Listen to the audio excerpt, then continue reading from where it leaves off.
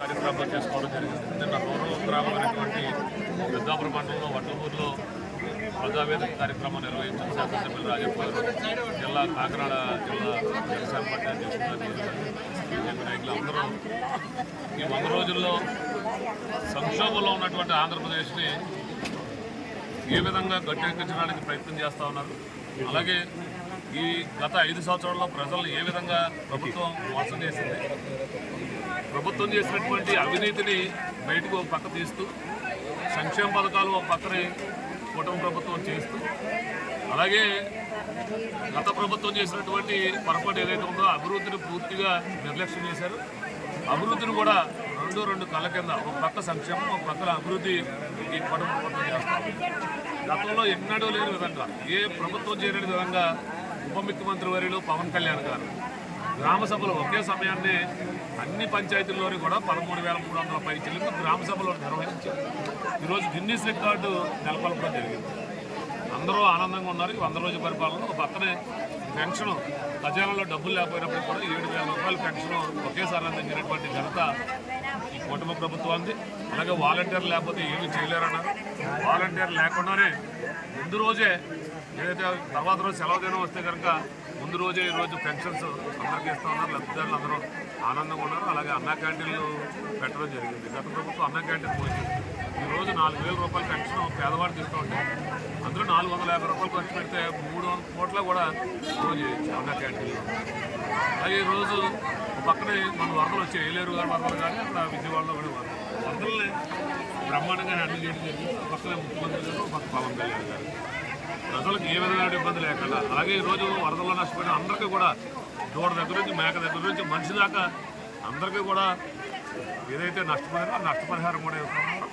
నిన్న కూడా మండల వ్యవసాయ అధికారులు అందరూ జరుగుతున్నారు. ప్రతి ఎకరానికి హెక్టార్కు 25,000 రూపాయలు అనౌన్స్ చేయడం జరిగింది. ప్రతి ఎకరానికి 10,000 రూపాయలు ఇస్తూ ఉన్నారు. ఎక్కడైతే నష్టమైందో అందరినీ కూడా నోటిఫై చేస్తూ ఉన్నారు. ప్రతి పని కూడా చాలా ఆనందంగా ఉన్నారు ప్రజలందరూ.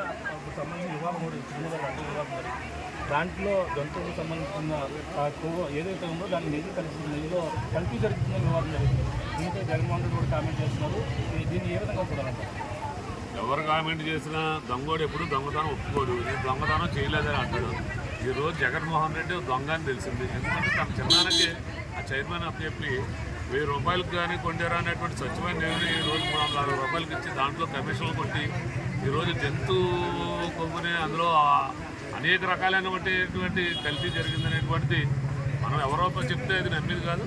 ల్యాబ్ టెస్ట్ ఇచ్చింది. ల్యాబ్ నివేదికల ప్రకారంగా కూడా దీని మీద చాలా సీరియస్గా ఉంది ప్రభుత్వం. పవన్ కళ్యాణ్ గారు కూడా దీని మీద ప్రత్యేక నిర్ణయం తీసుకోవాలనేటువంటి ఆలోచన. చంద్రబాబు నాయుడు గారు కూడా అనేటువంటి మొత్తం దేశవ్యాప్తంగా ఈరోజు చాలా ఇబ్బంది పడుతూ ఉన్నారు. హిందూ ధార్మిక సంస్థలన్నీ కూడా చాలా ఇబ్బంది పడుతున్నారు. ప్రజలు కానీ భక్తుల యొక్క మనోభావాల మీద దెబ్బ కొట్టినటువంటి వ్యక్తి జగన్ రెడ్డి.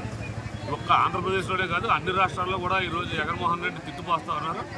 దేవుడితో కూడా చెలగాటం అవ్వకూడదు. వెంకన్నబాబు అనేటువంటిది ఇలవేల్పు, అనేక కోట్ల మంది ప్రజలకు ఇలవేల్పుగా కొచ్చుకునేటువంటి దేవుడు వెంకన్నబాబు. ఆ వెంకటేశ్వర స్వామి సన్నిధిలోనే ఎంత అభివృద్ధి చేశాడంటే మామూలు శాఖల్లో ఎంత అభివృద్ధి చేసి ఉంటారు అనేటువంటి ప్రజలకు అర్థమవుతూ ఉంది. ఖచ్చితంగా చాలామంది అయితే కోరుతూ ఉన్నారు. ఇటు సుబ్బారెడ్డిని కానీ ధర్మారెడ్డిని కానీ ఖచ్చితంగా గుర్తు చేయాలనేటువంటి ఈ డిమాండ్స్ కూడా వస్తూ ఉన్నాయి. ప్రభుత్వం దానికి అందులో ఏది నిజ నిర్ధారణ జరుగుతూ ఉంది. నిజ నిర్ధారణ జరిగిన తర్వాత ఎంతటి వారినే కఠినంగా శిక్షిస్తూ ఉంటారు. ప్రజలు కూడా దీని మీద ఉద్యమాలు చేస్తున్నారు. ప్రతి స్టేషన్లో కూడా కంప్లైంట్ ఇస్తూ ఉన్నారు. ఇది ఏ ఒక్క వ్యక్తిది కాదు, చంద్రబాబు నాయుడు పవన్ కళ్యాణ్ గారితో కాదు, ఇది ప్రతి హిందూ సమాజం కానీ అసలు దేశ హిందువే కాదు, వెంకటేశ్వర స్వామి అన్ని కులాలు అన్ని మతాలు గౌరవించే పూజించే భక్తితో కొలుచుకునేటువంటి దేవుడు వెంకటేశ్వర స్వామి. ఏ ఒక్క మతానికి సంబంధించినటువంటి దేవుడు కాదు.